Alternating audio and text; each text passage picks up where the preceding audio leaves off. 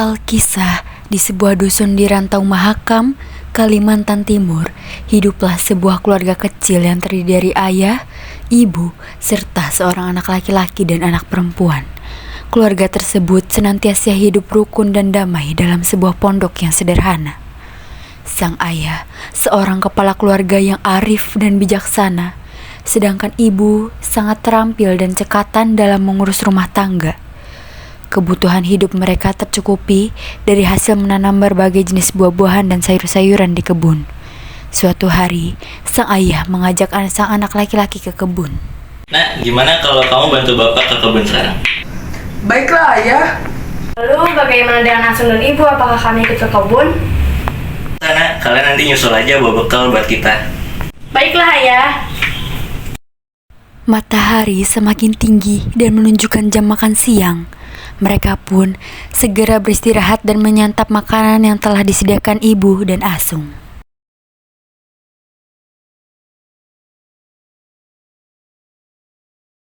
Makan siangnya sudah siap, ayah.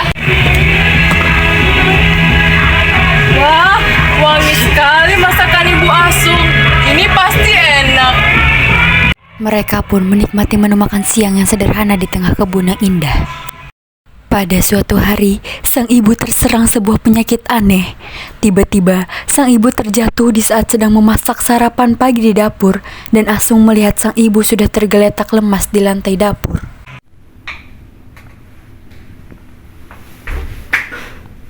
Ibu! Ibu! Ibumu kenapa, nak? Asun juga tidak tahu, ayah. Tiba-tiba ibu sudah terjatuh di lantai. Ya sudah, sebaiknya kita bawa saja Ibu ke kamar.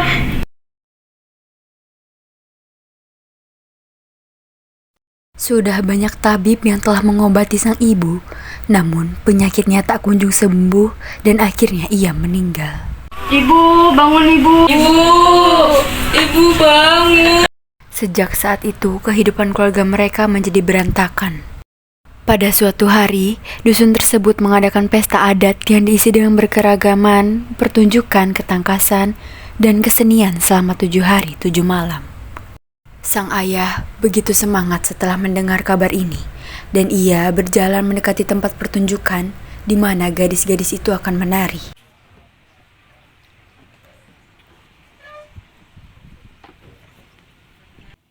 Pandangan mata sang ayah tertuju pada satu gadis.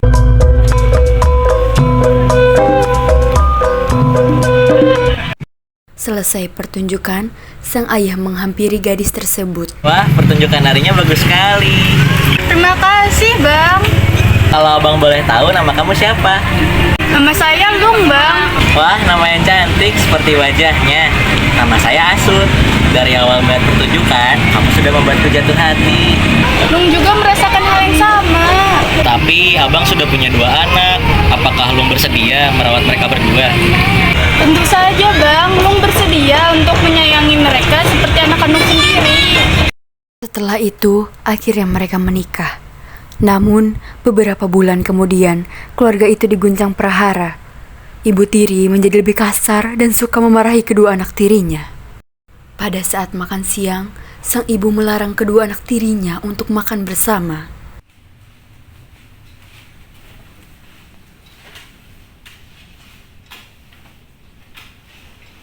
Mengapa kalian duduk di sini? Kami juga mau makan di sini, Bu. Kalian tidak boleh makan di sini lagi. Kenapa tidak boleh? Biasanya juga kami makan di sini. Kalian tidak pantas makan di sini. Ini makanan yang pantas untuk kalian. Ibu, mengapa jadi seperti ini? Apa salah kami, Bu? Sudah, jangan banyak tanya lagi. Cepat kalian pergi dengan membawa makanan sisa ini dan cepat keluar. Baiklah, Bu.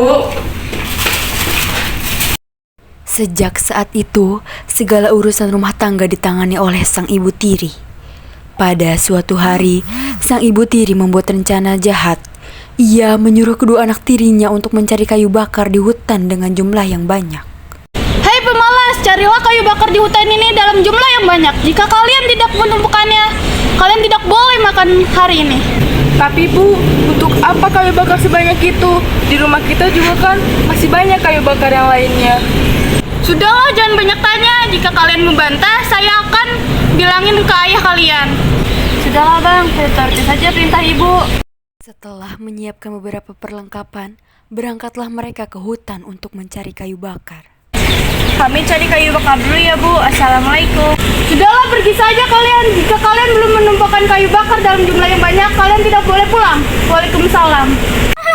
Kita tidak akan bertemu kembali. Setibanya di hutan, mereka segera mengumpulkan kayu bakar sebanyak-banyaknya tanpa mengenal lelah.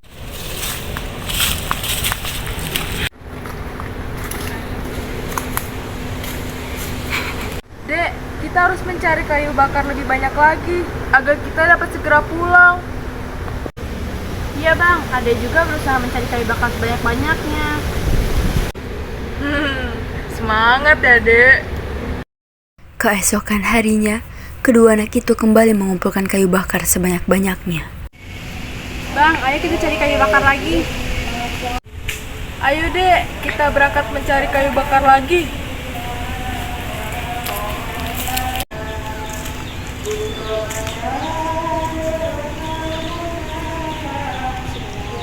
Bagaimana bang? Apakah kayu bakarnya sudah terkumpul banyak? Sudah lumayan sih, tapi belum sesuai dengan permintaan ibu kita. Bang, aku lapar nih. Dari kemarin kita belum makan sedikit pun. Abang juga lapar, Dek. Dari kemarin kita tidak membawa bekal sedikit pun ke sini. Tak berapa lama kemudian, kedua anak tersebut pingsan dan tergeletak di tanah karena tidak kuat lagi menahan rasa lapar. Tiba-tiba, melintas seorang nenek. Astagfirullah, anak siapa ini? Tidaknya aku bawa saja ke bawah pohon itu. Tak berapa lama kemudian, kedua anak malang itu pun tersadar. Kita di mana? Ini di tempat apa? Ini siapa? Tenanglah cucuku, saya membawa kalian ke sini. Cucuku, nenek bawa kalian ke sini. Kalian siapa dan ngapain? Setelah berkenalan, nenek tersebut menyuruh mereka untuk makan di bawah rimbunan pohon itu. Cucuku, ambillah buah-buahan di sana, di bawah pohon rimbunan itu. Benar kau itu, Nek? Benar, cucuku. Baiklah, terima kasih, Nek. Sama-sama, cucuku.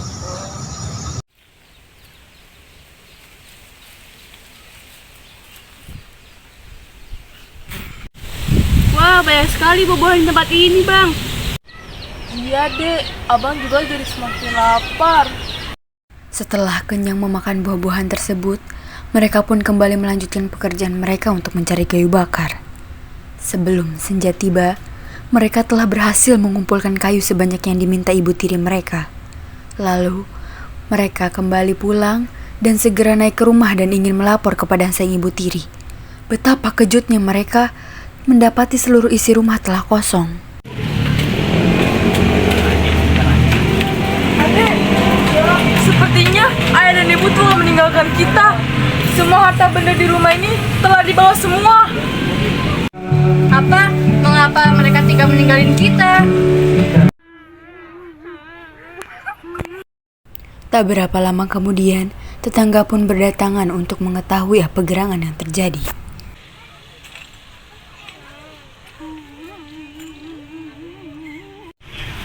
Mengapa kalian menangis, Nak? Apa yang terjadi dengan kalian? Kami baru saja kembali dari hutan untuk mencari kayu bakar. Tapi ayah dan ibu kami sudah tidak ada di rumah.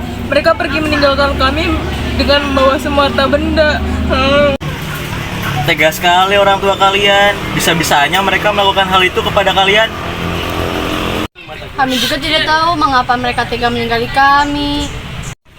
Untuk sementara waktu, sebaiknya kalian tinggal dulu di rumah saya. Tidak usah, Pak. Terima kasih. Kami takut merepotkan keluarga Anda. Lalu apa yang akan kalian lakukan setelah ini? Kami akan tetap mencari ayah dan ibu kami. Karena kami yakin mereka masih ada di sekitar desa ini. Keesokan harinya, Pak, saya dan abang saya ingin pamitan karena kami akan berangkat. Baiklah nak, hati-hati ya. Ini ada sedikit makanan yang bisa kalian bawa. Terima kasih banyak ya Pak, kami pamit dulu. Sudah 2 hari kedua anak itu berjalan menyusuri hutan dan menyeberangi sungai. Namun, belum juga menemukan orang tua mereka. Pada hari ketiga, tibalah mereka di tepi sungai Mahakam. Mereka melihat nenek yang sedang melihat kebun.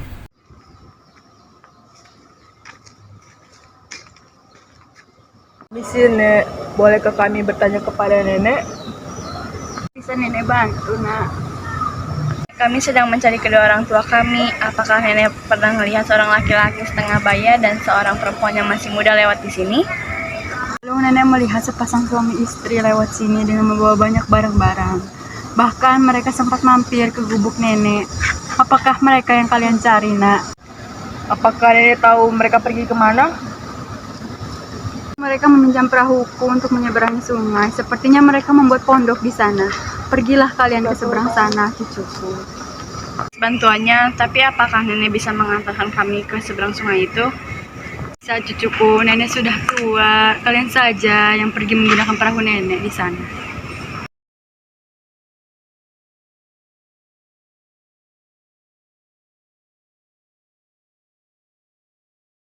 Setelah mereka datang ke pondok tersebut, mereka mendapatkan nasi bubur yang sedang ada di panci. Lalu mereka melahap nasi bubur sampai habis. Dan tiba-tiba,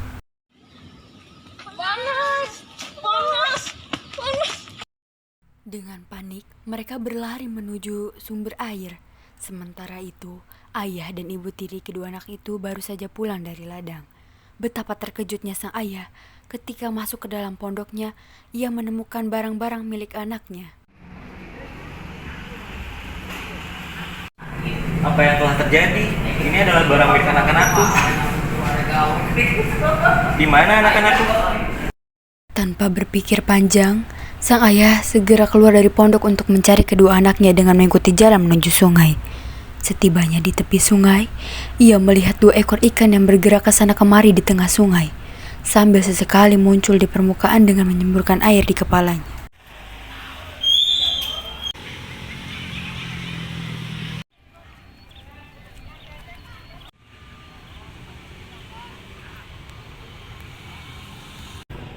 Makhluk apa itu?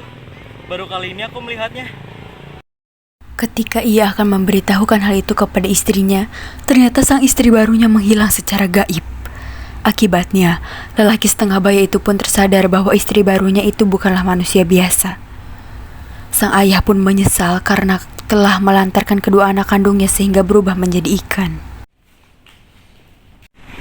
Lung, di mana kamu? Apa yang telah terjadi? Mengapa kamu tiba-tiba menghilang? Aku menyesal. Maafkan aku, wahai anak-anakku. Penduduk yang mendengar hal itu pun berbondong-bondong ke tepi sungai Mahakam untuk menyaksikan kedua ekor ikan kepalanya mirip kepala manusia itu. Mereka memastikan air semburan kedua makhluk itu sangat panas dan dapat mematikan ikan-ikan kecil di sekitarnya. Pesan moral yang terdapat dalam legenda ini adalah akibat buruk dari sifat orang tua yang suka menelantarkan anak-anaknya. Hal ini digambarkan oleh sikap dan perilaku sang ayah yang telah pergi meninggalkan kedua anaknya karena lebih memilih istri barunya. Akibatnya, kedua anaknya terlantar dan berubah menjadi ikan pesut. Dari sini dapat dipetik suatu pelajaran bahwa berubahnya kedua anak tersebut menjadi seekor ikan adalah akibat kelalaian sang ayah dalam melindungi dan menjaga mereka. Dalam kehidupan orang Melayu, orang tua seperti ini disebut tidak tahu diri, tak bertanggung jawab, dan tak beradat, sehingga kelak di akhirat akan menanggung akibat kelalaiannya.